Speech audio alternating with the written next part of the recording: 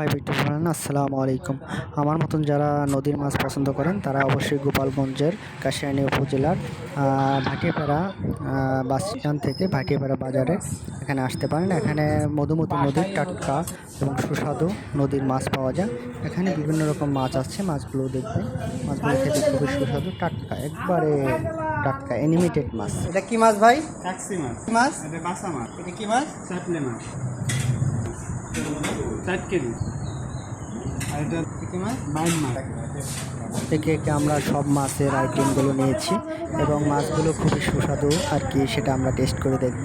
মাছগুলো দেখতে যেমন টাটকা এবং ফ্রেশ লাগছে, রান্নাটাও খুব ঘরোয়াভাবে হয়, বাড়ির থেকে মতন রান্না হয়, খুবই সুস্বাদু হয়।